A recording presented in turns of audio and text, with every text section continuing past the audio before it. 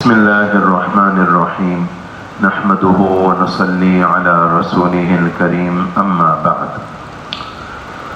آج 23ویں شب اور 26واں پارہ مکمل پڑھا گیا۔ اس پارے میں سب سے پہلے تو سورہ احقاف ہے۔ احقاف ٹیلے کو کہتے ہیں، اور حضرت ہود علیہ السلام جس قوم کی طرف بھیجے گئے، قوم عاد، ان کے علاقوں میں ٹیلے بنے ہوئے تھے۔ اس صورت میں ان کا تذکرہ ہے، اس واسطے اس صورت کا نام سورہ احقاف ہے۔ باقی قوم عاد کا بیان پہلے ہو چکا اعراف میں، سورہ ہود میں، اس کو دہرانے کی ضرورت نہیں ہے۔ اس کے علاوہ اس صورت میں اللہ تعالیٰ نے دو قسم کے نمونے بیان کیے، دو قسم کے لوگوں کا بیان کیا ہے، اور یوں کہیے کہ دو قسم کے خاندانوں کا ذکر کیا ہے، دو قسم کے نوجوان مسلمانوں کا ذکر کیا ہے۔ ایک مسلمان وہ ہے، ایک نوجوان وہ ہے، ایک بیٹا وہ ہے جو اپنے والدین کے حقوق کا خیال کرتا ہے، باپ کا بھی خیال کرتا ہے، ماں کا بھی خیال کرتا ہے، ادب میں، تعظیم میں باپ کو مقدم رکھتا ہے، خدمت میں، اکرام میں، احسان میں ماں کو آگے کرتا ہے، اور پھر خود جب تھوڑا بڑا ہو جاتا ہے تو پھر اللہ تعالیٰ سے شکر ادا کرتا ہے کہ اے اللہ تو نے کتنا مجھ پر احسان کیا کہ مجھے ایمان عطا فرمایا، مجھے ماں باپ عطا فرمائے، اتنے اچھے ماں باپ آپ نے عطا فرمائے۔ اب اے اللہ تو نے میری شادی بھی کرا دی، کبھی تو میں بیٹا تھا اور اب اے اللہ دیکھتے دیکھتے تو نے مجھے باپ بنا دیا۔ جیسے اے اللہ میں نے کچھ کوشش کری اپنے ماں باپ کا خیال کرنے کی، تو تو بھی فضل فرما، میری اولاد کو میرا فرما بردار اور نیک بنا، اور مجھے اپنی طرف توبہ اور رجوع کرنے والا بنا، اور اپنے فرما برداروں میں شامل فرما۔ ایک نمونہ اور ایک قسم لوگوں کی یہ ہے۔ ایسے لوگوں کے لیے فرمایا ان کی ہم دعا بھی قبول کریں گے، اور چونکہ یہ انسان ہے، انسان ہونے کے ناطے بشری کمزوریاں ان کے اندر ہو سکتی ہیں، تو جو ان سے کمزوریاں سرزد ہوں گی ہم اس سے درگزر کریں گے۔ دوسری قسم ان لوگوں کی ہے جو ایسے ناخلف ہیں اور ایسے ناقدرے ہیں کہ اپنے ماں باپ کو اپنے لیے بوجھ سمجھتے ہیں۔ ان کے ماں باپ ان کو دین کی طرف، آخرت پر ایمان کی طرف، اللہ رب العزت پر ایمان کی طرف بلاتے ہیں، اور وہ اپنے ماں باپ کے بارے میں یہ سمجھتے ہیں کہ یہ کیسے فرسودہ خیالات کے مالک ہیں۔ اللہ تعالیٰ نے یہ دوسرے قسم کے لوگوں کا بھی ذکر کیا، تو گویا یہ بتانا چاہتے ہیں اللہ تعالیٰ مجھے بھی توفیق دے، ہم سب کو اللہ توفیق دے کہ ہم پہلے قسم والوں میں سے بنے، دوسری قسم والوں میں سے نہ بنے۔ اور دنیا میں تو پتہ نہیں چلتا، وَلِكُلٍّ دَرَجَاتٌ مِّمَّا عَمِلُوا، یہاں تو سب کوئی عمل کرتے رہیں گے، کسی پر پکڑ نہیں ہوگی گناہ کرنے کے باوجود۔ کوئی نیکی کرے گا تو آسمان سے پھول نہیں گریں گے، پتہ نہیں چلتا۔ کیوں؟ اس لیے کہ دنیا کو اللہ نے عمل کی جگہ بنایا ہے، بدلے کی جگہ نہیں بنایا۔ بدلے کی جگہ تو میں نے آخرت کو بنایا ہے۔ اور پھر وَيَوْمَ يُعْرَضُ الَّذِينَ كَفَرُوا عَلَى النَّارِ، ایسے بدبخت لوگ دوزخ پر ان کو پیش کیا جائے گا، دوزخ میں ان کو داخل کیا جائے گا، اور ان کو خوب ڈانٹ پلائی جائے گی، کیونکہ دنیا کے اندر انہوں نے تکبر کیا، دنیا کے اندر انہوں نے نافرمانی کری۔ اللہ تعالیٰ نے ان مضامین کو اس صورت میں بیان کیا۔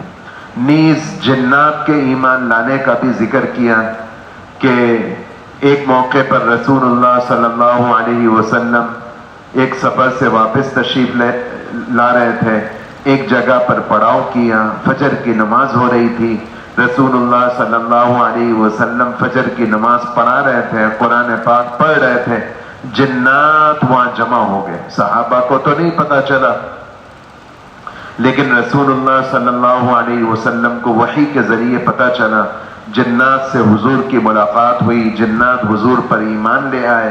نہ صرف یہ کہ ایمان لائے، بلکہ یہ بھی کہا کہ اب ہم اپنے علاقے جہاں ہماری جنات کی آبادیاں ہیں وہاں ہم جائیں گے، اور جا کر بتائیں گے کہ نبی آخر الزماں دنیا میں تشریف لے آئے ہیں، تم سب اس پر ایمان لے آؤ۔ یہ جنات کا یہاں پر ذکر کیا۔ اگلی سورت سورہ محمد ہے۔ محمد اس کا نام اس واسطے ہے کہ رسول اللہ صلی اللہ علیہ وسلم کا نام نامی اس سورت کے اندر ہے۔ اس سورت کا نام قتال بھی ہے، اس لیے کہ لڑائی، قتال، جہاد، اس سے متعلق اس سورت میں احکام ہیں۔ نیز اسی سلسلے میں مسلمان دشمن پر غالب آ جائیں، مسلمان دشمن کے قیدی پکڑ لیں، ان قیدیوں کے کیا احکام ہیں یہ بتائے۔ من جملہ ان کے اس کا موٹا حکم یہ ہے کہ مسلمانوں کو یہ حق ہے کہ اپنے قیدیوں کے ساتھ، کافر قیدیوں کے ساتھ، خواہ ان کو قتل کر دیں، خواہ ان کو رہا کر دیں، خواہ ان سے مالی تاوان فدیہ لے کر چھوڑ دیں، اور یہ بھی حق ہے کہ ان کو اپنا غلام بنا لیں۔ یہ جو حق دیا ہے اسلام نے غلام بنانے کو، اس کو نام نہاد لبرل لوگ بہت شور مچاتے ہیں کہ یہ اسلام نے کیسی بات کری، اور اسلام میں کیسے یہ بات رائج ہوئی کہ کوئی انسان دوسرے کا غلام بن جائے، یہ انسانی حقوق کے خلاف ہے۔ تو بات یہ ہے کہ یہ انسانی حقوق کے خلاف اس لیے ان کو لگتا ہے کہ ان کے ہاں تو انسانیت کو کوئی احترام نہیں۔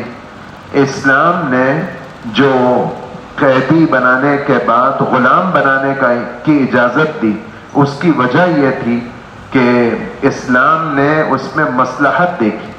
مثال کے طور پر دشمن کے قیدی پکڑے گئے، اب اگر دشمن کے قیدی پکڑ کر ان کو مفت میں رہا کر دیں یا پیسے لے بھی لیں، تو کیا پتہ یہ اسلام اور مسلمانوں کے خلاف کیا کیا سازش کرے۔ اچھا اگر ان کو قتل کر دیا جائے تو یہ بتاؤ یہ اس میں کتنی ان کے لیے، ان کی فیملیوں کے لیے تکلیف ہے۔ اور تمہاری طرح اگر ان کو دائمی قید میں ڈال دیا جائے، جیسے آج کل ہم سنتے ہیں فلاں ملک نے فلاں ملک کے قیدیوں کو فلاں جزیرے کے اندر بند کیا ہوا ہے اور ان کے ساتھ غیر انسانی سلوک کر رہے ہیں، تو یہ تمہارے نزدیک صحیح ہے؟ اس کے بجائے اسلام نے کیا کرا؟ اس کے بجائے اسلام نے کیا کرا کہ ان کو تم اپنا غلام بنا لو۔ غلام بنانے کو تو کہا، لیکن آقا کو یہ کہا کہ اخوانکم جعلہم اللہ تحت ایدیکم، یہ تمہارے بھائی ہیں، یہ تمہاری ماتحتی میں ضرور آئے ہیں، لیکن ان کو تم وہ کھلاؤ جو تم خود کھاتے ہو، ان کو وہ پہناؤ جو تم خود پہنتے ہو۔ اب یہ بتائیے انسانی حق ہے یا نہیں؟ پھر کتنے غلام ایسے ہوئے جو مسلمان آقاؤں کے ساتھ رہ کر اسلام میں داخل ہو گئے، اسلام میں داخل نہیں ہوئے صرف، بلکہ اسلام کی خدمت کرنے والے بنے۔ تابعین میں بڑے بڑے علماء وہ گزرے ہیں جو ماضی میں غلام رہے، لیکن اپنے آقاؤں سے یا آقاؤں کی اجازت سے انہوں نے دین سیکھا، اور دین کے بڑے بڑے علماء نہیں بلکہ اپنے اپنے وقت کے امام بنے، حدیث کے بھی امام بنے، فقہ کے بھی امام بنے۔ یہ سب اس لیے ہوا کہ رسول اللہ صلی اللہ علیہ وسلم نے ان کے حقوق بتائے۔ پھر غلام تو بنوایا، لیکن غلام کو آزاد کرنے کے فضائل بھی بتائے۔ رسول اللہ صلی اللہ علیہ وسلم کے کئی صحابہ نے کئی غلاموں کو آزاد کرنے کا ثواب کمایا۔ مفتی محمد شفیع صاحب رحمۃ اللہ علیہ نے لکھا کہ ایک صحابی ہیں ذوالقلاع حمیری رضی اللہ عنہ، انہوں نے صرف ایک دن میں 8000 غلاموں کو آزاد کرنے کا ثواب کمایا۔ اب یہ انسانی حقوق کی پاسداری ہے، یہ انسانی حقوق کی پامالی ہے۔ پھر اسلام نے یہ بھی کیا کہ مختلف قسم کے گناہوں کے جو کفارات مقرر کیے، ان کفارات میں بھی غلام کی آزادی اس کفارے کا جز بنایا۔ گویا اسلام نے غلام بنانے کی تو اجازت دی، لیکن ان کی رہائی اور ان کی آزادی کے بھی اسباب اور گویا بہانے پیدا کیے۔ تو یہ صرف میں سمجھانے کے لیے کہہ رہا ہوں تاکہ کم از کم ہمارا ذہن واضح ہو، کوئی ہمارا ذہن خراب کرے، اس کے لیے میں نے یہ بات کہی۔ پھر سورہ فتح ہے اگلی سورت اس پارے میں، اس میں بنیادی طور پر صلح حدیبیہ کا ذکر ہے۔ قصے کے طور پر تو قرآن نے نہیں سنایا، لیکن سورت کی اکثر آیتیں اسی واقعے سے متعلق ہیں۔ ہوا یہ کہ رسول اللہ صلی اللہ علیہ وسلم نے سن 6 ہجری کے اندر ایک رات خواب دیکھا کہ میں بیت اللہ میں داخل ہو کر طواف کر رہا ہوں، عمرہ کر رہا ہوں۔ 6 سال ہو چکے تھے مکہ مکرمہ چھوڑے ہوئے۔ خواب دیکھنے کی وجہ سے ایک دم شوق امنڈ آیا رسول اللہ صلی اللہ علیہ وسلم کے دل میں۔ فجر کی نماز کے بعد صحابہ کو خواب سنایا، وہ بھی سب مشتاق ہو گئے، اے اللہ کے رسول آپ کا خواب ہے، نبی کا خواب حجت ہوا کرتا ہے، تو بس اب دیر کس بات کی، تیاری کیجئے، ہم آپ کے ساتھ چلیں گے۔ رسول اللہ صلی اللہ علیہ وسلم کے ساتھ 1400 صحابہ تیار ہو گئے عمرے کے لیے روانہ ہونے کے لیے۔ مکہ مکرمہ جاسوسوں کے ذریعے اطلاع پہنچ گئی، ان کو یہ فکر ہوئی کہ اگر مسلمان عمرہ کرنے کے لیے آئے، لڑائی نہ بھی ہوئی تو عام تأثر کیا بنے گا اور عام پیغام قبائل عرب میں کیا پہنچے گا کہ دیکھو مسلمان غالب آ گئے، مکے والے سرنڈر ہو گئے، سر نگو ہو گئے، اس لیے انہوں نے ان کو مکے میں داخل ہونے دیا، حالانکہ ہماری تو ان سے دشمنی ہے۔ تو انہوں نے طے کر لیا کہ کچھ بھی ہو جائے ہم مسلمانوں کو مکے میں داخل نہیں ہونے دیں گے۔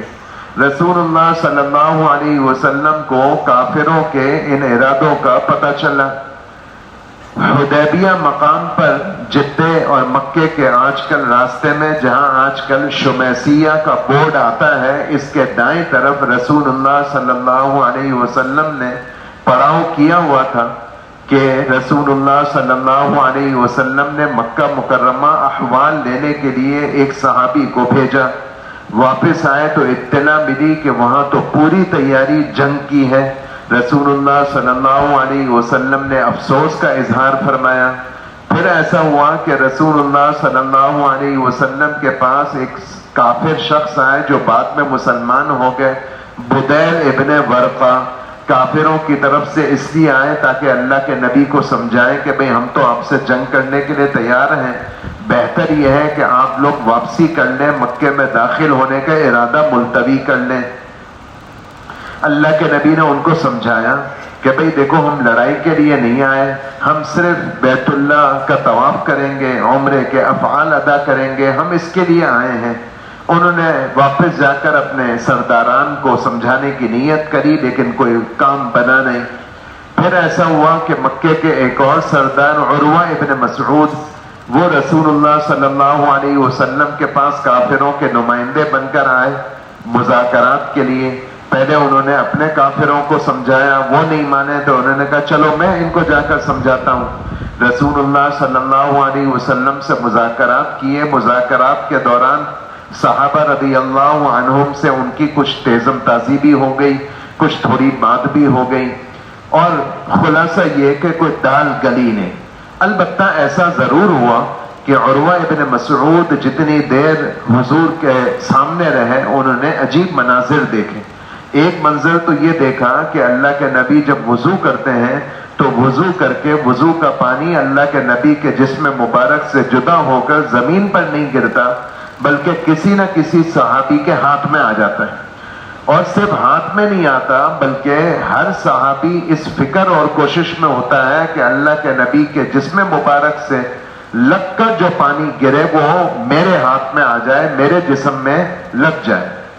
یہاں تک کہ جسم سے لگ کر گرنے والا پانی تو ایک طرف اللہ کے نبی کلی کرتے ہیں تو کلی کر کے جو پانی نکالتے ہیں وہ بھی زمین پر نہیں گرتا، بلکہ کوئی نہ کوئی صحابی اس کو تبرک کے طور پر اپنے ہاتھ میں لے کر اپنے جسم پر ملنے لگتا ہے۔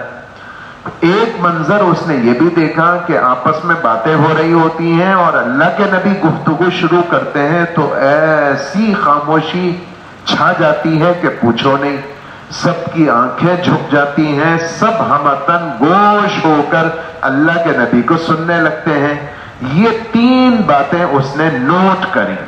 واپس جا کر مکے کے سرداران سے کہا کہ بھئی یہ تو عجیب قوم معلوم ہوتی ہے، میں دنیا پھرا ہوں، دنیا کے سرداران کو دیکھا ہے، لیکن کسی قوم کو اپنے سردار کی ایسی تعظیم بجا لاتے ہوئے نہیں دیکھا جو محمد صلی اللہ علیہ وسلم کے ساتھیوں کو دیکھا. اس لیے ہمارے لیے ان سے مقابلہ کرنا کوئی آسان نہیں. خیر مذاکرات تو کامیاب ہوئے نہیں تھے. پھر ایک شخص آئے، وہ بھی بعد میں مسلمان ہو گئے، نام ان کا سہیل ہے. رسول اللہ صلی اللہ علیہ وسلم کے پاس آئے اور ان سے جو مذاکرات ہوئے اس میں کچھ نہ کچھ بات بن گئی. خلاصہ اس کا یہ تھا کہ دیکھیں بات یہ ہے کہ آپ آئے تو صرف عمرے کے ارادے سے ہیں، لڑائی کے لیے نہیں آئے، لیکن ہمارے سرداران ضد پر آ گئے ہیں، اس لیے اب آپ کو داخل نہیں ہونے دیں گے. آپ اتنی مہربانی کیجئے کہ اب کے تو آپ واپس ہو جائیں، اگلے سال آ جائیے گا، ہم آپ کو ابھی سے لکھ کر دے دیتے ہیں. تو رسول اللہ صلی اللہ علیہ وسلم اس پر آمادہ ہو گئے اور یہ طے ہوا کہ یہ جو باتیں ہو رہی ہیں اس کو تحریر میں لایا جائے. پھر نہ صرف یہ کہ تحریر میں لایا جائے بلکہ اس کی شقیں اور اس کی شرائط طے ہو جائے. وہ شرائط یہ طے ہوئی کہ اس سال واپسی ہو جائے، اگلے سال آئیں گے، 3 دن کے قیام کی اجازت ہوگی، سامان جنگ اپنے ساتھ بجز تلوار کے لے کر نہیں آئیں گے، 3 دن کے بعد واپسی کر لیں گے، 10 سال کے لیے آپس میں ہم جنگ بندی کا معاہدہ کرتے ہیں. اس اثنا میں جو قبیلہ آپ کے ساتھ جوڑنا چاہے بے شک آپ کا حلیف بن جائے، جو ہمارے ساتھ جوڑنا چاہے وہ ہمارے ساتھ جڑ جائے. اور اگر ہمارا کوئی آدمی، مکے کا کوئی آدمی مسلمان ہو کر آپ کے ساتھ جا ملے گا تو آپ واپس کرنے کے پابند ہوں گے، لیکن آپ کا کوئی آدمی آپ کا مذہب چھوڑ کر ہمارے پاس آ جائے گا تو ہم واپس نہیں کریں گے. یہ ساری باتیں ایسی تھیں جس میں بظاہر مسلمانوں کے لیے دبنے کا پہلو تھا، لیکن رسول اللہ صلی اللہ علیہ وسلم نے اس کو قبول کر لیا. قبول کر کے تحریر میں لے آیا گیا. جب تحریر لکھی جانے لگی تو رسول اللہ صلی اللہ علیہ وسلم نے کہا لکھو یہ معاہدہ ہے مکے والوں کے درمیان اور محمد اللہ کے نبی کے درمیان. تو سہیل نے کہا کہ آپ کے نام کے ساتھ اللہ کا نبی ہونا ہم نہیں لکھیں گے، اس لیے کہ آپ سے ہمارے جھگڑے کی بنیاد ہے ہی یہ کہ ہم آپ کو اللہ کا نبی نہیں مانتے، ہم تو آپ کو عبداللہ نامی شخص کا بیٹا مانتے ہیں، بس اتنی بات ہے. رسول اللہ صلی اللہ علیہ وسلم کو ناگواری تو ہوئی لیکن اس کو بھی قبول کر لیا. پھر جب یہ ساری شرائط لکھ دی گئی تو پھر رسول اللہ صلی اللہ علیہ وسلم نے صحابہ سے کہا کہ بھئی واپسی کر لو، مدینہ منورہ واپس چلے جائیں گے. لیکن چونکہ ہم نے احرام باندھا ہوا ہے اور احرام باندھ کر یا تو افعال عمرہ افعال حج ادا کیے جائیں، اور اگر یہ نہ کیا جا سکے تو پھر کوئی جانور ذبح کرنا پڑتا ہے، تو ہم جانور ذبح کر کے اپنے احرام کو کھول دیتے ہیں. لیکن صحابہ جانور ذبح کر کے احرام کھولنے پر گویا عملی طور پر آمادہ نہیں ہوئے بوجھ کی وجہ سے. رسول اللہ صلی اللہ علیہ وسلم کو اس کا بڑا دکھ ہوا کہ یہ صحابہ میرے جانثار اور میری بات کیوں نہیں مان رہے. ام سلمہ رضی اللہ عنہا اس سفر میں آپ کی ازواج میں سے آپ کے ساتھ تھیں.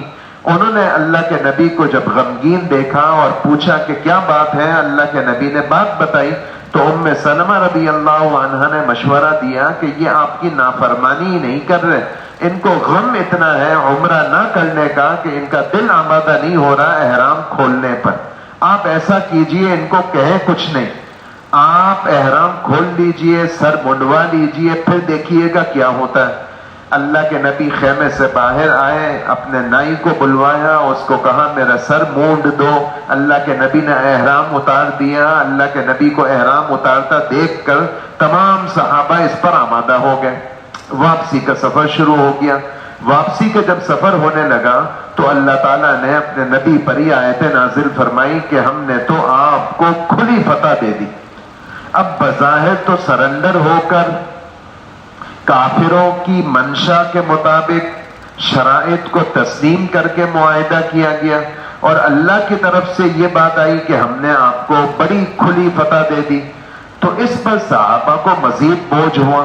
عمر رضی اللہ عنہ حضور علیہ السلام کے پاس آئے اور کہنے لگے اے اللہ کے رسول، کیا یہ بات نہیں ہے اولسنا علی الحق وهم علی الباطل، کیا یہ بات نہیں ہے کہ ہم حق پر ہیں اور یہ کافر لوگ باطل پر ہیں؟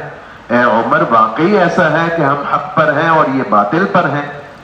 تو اے اللہ کے رسول اوفتح ھذا، یہ کیسی فتح ہوئی کہ ہم ان کی باتیں مان کر جا رہے ہیں اور اللہ کہہ رہے ہیں کہ فتح ہو گئی؟ اللہ کے نبی نے جواب نہیں دیا. عمر رضی اللہ عنہ کو سمجھ گئے کہ یہ کیفیت میں ہے. عمر رضی اللہ عنہ باہر نکلے خیمے سے اور ابو بکر رضی اللہ عنہ سے بھی یہی باتیں کری. خیر صحابہ کو تو سمجھ میں نہیں آیا، لیکن کچھ عرصے کے اندر صحابہ کو یہ بات سمجھ میں آ گئی کہ بظاہر تو سرنڈر ہو کر معاہدہ کیا گیا، لیکن یہ معاہدہ اس لحاظ سے فتح مبین بنا اور اس لحاظ سے مسلمانوں کے لیے کھلی فتح بنی کہ سارے عرب میں اسلام کے غلبے کے لیے یہ معاہدہ پیش خیمہ بنا. چنانچہ سن 6 ہجری کے اندر تو اللہ کے نبی 1400 لوگوں کے ساتھ آئے اور واپسی کرنی پڑی. اگلے سال جو عمرۃ القضاء کا سفر کہلاتا ہے، جس میں اسی سفر کی گویا قضا ہوئی اور 3 دن رہ کر عمرہ کیا گیا، اس میں اللہ کے نبی کے ساتھ 3000 لوگ تھے. اس سے اگلے سال مکہ فتح ہوا تو اللہ کے نبی کے ساتھ 10,000 لوگ تھے. اس سے 2 سال کے بعد حج کا سفر ہوا تو اللہ کے نبی کے ساتھ 1.25 لاکھ تھے. تو اصل میں فتح سے مراد ملک کی فتح نہیں تھی، دلوں کی فتح تھی، کیونکہ رسول اللہ صلی اللہ علیہ وسلم کی بعثت جو دنیا میں ہوئی وہ اس واسطے ہوئی کہ دنیا میں اسلام کا بول بالا ہو. فتح مبین سے مراد یہ ہے کہ بظاہر تو آپ دب کا صلح کر رہے ہیں، لیکن دیکھیے گا کہ اس صلح کے بعد اسلام پھیلنا شروع ہو جائے گا. اب تک تو اسلام میں لوگوں کی فردن فردن ان کا داخلہ ہو رہا تھا. اب دیکھیے گا اسلام میں لوگوں کا داخلہ فوجن فوجن ہوگا، فوج در فوج اسلام میں لوگ داخل ہوں گے. اس سارے قصے کو اس سورت میں بیان کیا گیا. اس سورت کا نام ہے سورہ فتح اسی وجہ سے. اگلی سورت سورہ حجرات ہے. اس سورت کے اندر بنیادی طور پر رسول اللہ صلی اللہ علیہ وسلم کے ذریعے صحابہ کو مختلف معاشرتی احکام اور آداب سکھائے گئے. ہر حکم اور ہر ادب ایسا کہ اس پر مستقل بیان کیا جائے. صرف میں آپ کو تھوڑا سا اس میں سے گویا فہرست کے انداز سے گزار دیتا ہوں. ایک حکم تو صحابہ کو یہ دیا گیا، اور صرف صحابہ کو نہیں مجھے اور آپ کو بھی دیا گیا، کہ اے مسلمانوں اللہ کے نبی سے کسی کام میں پیش قدمی نہیں کرو، اور اللہ کے نبی کا اتنا ادب ملحوظ رکھو کہ تمہاری آوازیں اللہ کے نبی کے آگے بلند نہیں ہونی چاہیے. کتابوں میں یہ لکھا ہے کہ مسجد نبوی کی جب توسیع ہو رہی تھی بعد کے زمانے میں، رسول اللہ صلی اللہ علیہ وسلم کے وصال کے بعد، اور جب جیسے اب ہمارے یہاں یہ کام ہو رہا ہے، شٹرنگ والے کام کر رہے ہیں تو ٹھوک ٹھوک کی آواز آتی ہے، تو مسجد نبوی کی جب توسیع ہو رہی تھی اور کام ہو رہا تھا، واضح بات ہے جب کام ہوتا ہے تو آوازیں بھی آتی ہیں. تو حضرت عائشہ رضی اللہ عنہا نے کہا کہ بھئی اے کام کرنے والوں، تم لوگوں کو جو کام ہتھوڑی مارنے کا کرنا ہے وہ برائے کرم حرم کی حد سے باہر جا کر کرو. یہ جو تم تو ہتھوڑیاں مارتے ہو، تو یہاں رسول اللہ صلی اللہ علیہ وسلم آرام فرما ہے، ان کو تکلیف ہوتی ہوگی. جیسے ہمارے یہاں کوئی بڑا گھر میں آرام کر رہا ہو تو سعادت مند اولاد اور سعادت مند بیوی کا کام یہی ہے کہ بچوں کو سمجھائے بھائی شور نہیں کرو، تمہارے ابا آرام کر رہے ہیں. یہی طریقہ ہونا چاہیے.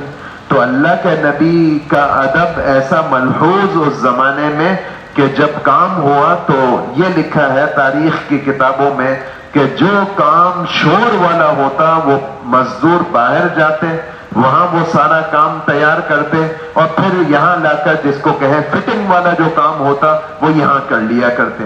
ایک حکم یہ دیا گیا.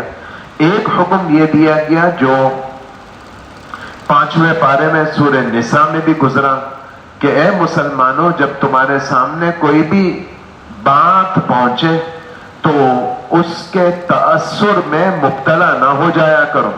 سنی سنائی بات پر فوراً کوئی رد عمل ظاہر نہ کر لیا کرو. سنی سنائی بات پر کوئی ایکشن نہ لے لیا کرو. یہ تمہارے لیے حسرت اور افسوس کا سبب بنے گا. تمہیں تحقیق کر لینی چاہیے. اس سے متعلق ایک قصہ بھی لکھا ہے جس قصے کے پس منظر میں یہ آیت نازل ہوئی. ہوا یہ کہ رسول اللہ صلی اللہ علیہ وسلم کی ایک زوجہ مطہرہ تھیں جویریہ رضی اللہ عنہا. ان کے والد حارث بن زرار تھے جو بنو مستلق کے سردار تھے. یہ بنو مستلق سے مسلمانوں کا مقابلہ ہوا تھا جس سفر سے واپسی میں حضرت عائشہ رضی اللہ عنہ کے خلاف طوفان والا قصہ پیش آیا. اور یہی سفر کا کچھ تذکرہ آگے اللہ نے چاہا پرسوں 28ویں پارے میں آئے گا. خیر، یہ حارث بن زرار اس قبیلے کے سردار تھے. مسلمان ہو گئے. انہوں نے کہا اے اللہ کے رسول، سنا ہے آپ زکوٰۃ بھی لیا کرتے ہیں، یعنی مسلمانوں سے زکوٰۃ وصول کیا کرتے ہیں، تو ہمارے پاس بھی مالدار لوگ ہیں. آپ کا نمائندہ کب آئے گا ہم سے زکوٰۃ وصول کرنے کے لیے؟ اللہ کے نبی نے ایک صحابی ولید کی تشکیل کر دی. فلانی تاریخ میں تمہیں بنو مستلق والوں کے پاس جانا ہے زکوٰۃ کا مال وصول کرنے کے لیے. بنو مستلق والے بڑے خوش تھے کہ اللہ کے نبی کے نمائندے آئیں گے فلانی تاریخ پر ہم سے زکوٰۃ کا مال وصول کرنے کے لیے.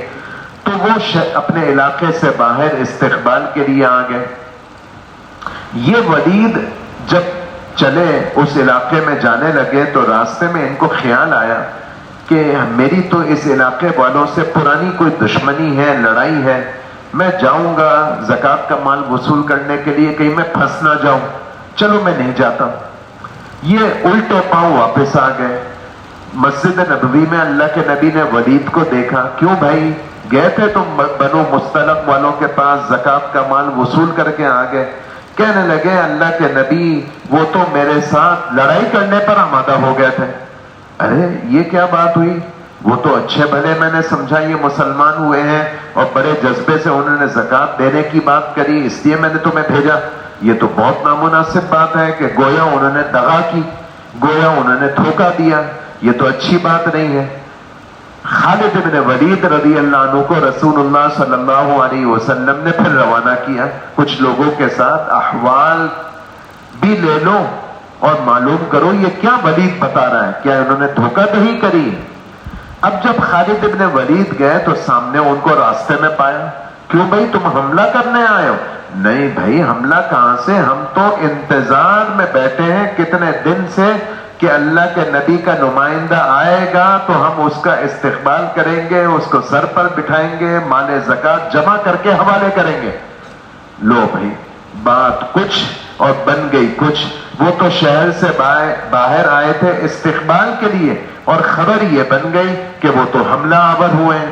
اس پر اللہ تعالیٰ نے یہ آیتیں نازل کی کہ کبھی بات ہوتی کچھ ہے اور تصدیق نہ کرائی جائے، تحقیق نہ کرائی جائے تو ایک بڑا حادثہ گویا رونما ہونے کا خطرہ ہوتا ہے.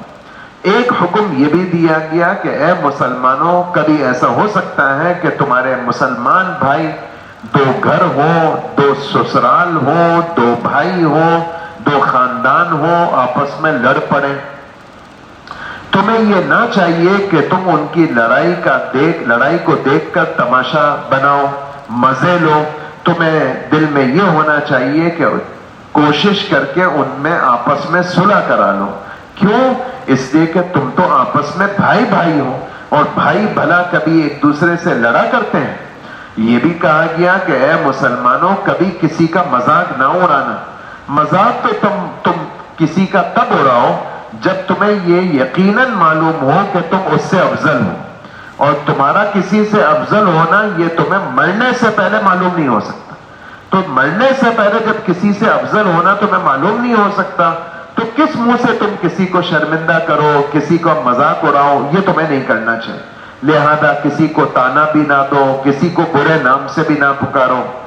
یہ بھی کہا گیا کہ اے مسلمانوں کسی کے بارے میں بدگمانی دل میں نہ پالو. بدگمانی کا بیان پہلے آ چکا.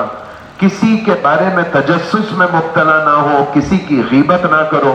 اور دیکھو اے مسلمانوں، تمہاری دنیا میں مختلف برادریوں میں تقسیم ضرور ہے، لیکن یہ تقسیم تمہاری آپس کی ہے۔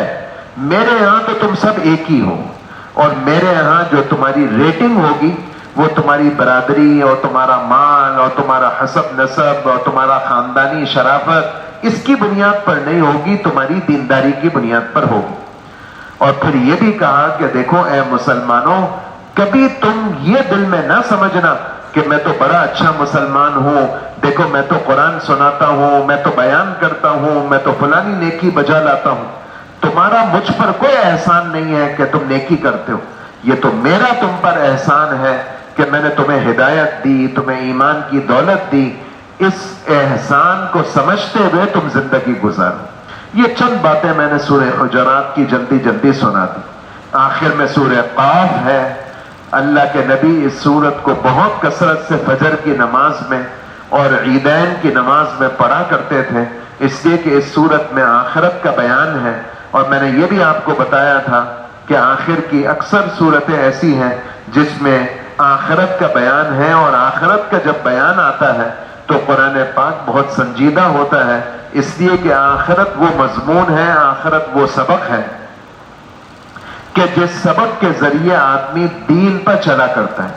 یہ ایک اکسیر ہے، ٹونک ہے، نسخہ ہے، دوائی ہے، وٹامن کی گولی ہے، جس کے ذریعے آدمی کو قوت ملتی ہے کائے کی، دین پر چلنے کی۔ تو اللہ تعالیٰ نے سورہ قاف میں آخرت کو بیان کیا۔ ایک بات یہ بھی بیان کی کہ یہ قرآن اے مسلمانوں تمہارے لیے نصیحت تو ضرور ہے، لیکن اس سے فائدہ وہ مسلمان اٹھائے گا جو قرآن سنے گا، سمجھے گا توجہ کے ساتھ۔ ان فی ذلک لذکریٰ، اس قرآن میں نصیحت ہے اس کے لیے لمن کان لہ قلب، ایک، او القی السمع، دو، وہو شہید، تین۔ اب وہو شہید کا مطلب پہلے بتا دیتا ہوں، جو مطلب آپ سب پر فٹ آتا ہے کہ قرآن نصیحت ہے اس کے لیے جو موجود ہو کر قرآن کی نصیحت سنے۔ آپ سب موجود ہیں، سن رہے ہیں، لیکن دوسری بات یہ کی لمن کان لہ قلب، جو دل و دماغ لگا کر قرآن کے مضامین سنے، سن بھی رہا ہے، آپس کی باتیں بھی کر رہا ہے، یہ نہیں ہے لمن کان لہ قلب پر عمل۔ اور تیسری بات او القی السمع، کہ قرآن کے مضامین سنے کان لگا کر۔ کان لگا کر کیا مطلب؟ تو کان لگانے کو سمجھنا ہو تو یوں سمجھیے جیسے ہم ڈاکٹر کی بات سنتے ہیں، ڈاکٹر کے پاس جاتے ہیں تو کیسے اس کی بات توجہ سے سنتے ہیں، کیسے اس کی بات کو دہرواتے ہیں، کیسے اس کا نسخہ دوبارہ دہراتے ہیں۔ ڈاکٹر صاحب آپ نے کیا کہا، یہ دوائی ناشتے کے بعد کھانی ہے نا، اور آپ نے کچھ پرہیز کا بھی بتانا ہے، یہ توجہ ہوتی ہے۔ بعض دفعہ جو مریض منتظر ہوتا ہے اس کو ڈاکٹر اور اندر والے مریض کی آواز بھی آ رہی ہوتی ہے، کان تو اس کے بھی سن رہے ہوتے ہیں، جیسے صحن میں بیٹھے ہوئے دوستوں کے کانوں میں آواز آ رہی ہے، لیکن توجہ نہیں ہے۔ یہ باہر جو انتظار گاہ میں مریض ہے، توجہ تو وہ مریض کی ہے جو پیشنٹ بن کر ڈاکٹر سے سن رہا ہے، وہ ٹیک لگا کر نہیں سنتا۔ اس لیے فرمایا ان فی ذلک لذکریٰ، قرآن پاک میں نصیحت ہے اس کے لیے جو دل و دماغ سے سنے، کان لگا کر سنے، مجلس میں موجود بھی ہو تو یہ قرآن اثر کرے گا۔ بے توجہی سے پڑھا جائے گا، سنا جائے گا تو یہ قرآن تمہارے دل پر اثر نہیں کرے گا۔ اللہ تعالیٰ اپنے کرم سے ہمیں قدردانی کی توفیق نصیب فرمائے۔ اللہم صلی علی محمد عبدک ورسولک وصلی علی المؤمنین والمؤمنات والمسلمین والمسلمات، اللہم وفقنا لما تحب وترضى، اللہم الہمنا مراشد امورنا واعذنا من شرور انفسنا ومن سیئات اعمالنا برحمتک یا ارحم الراحمین۔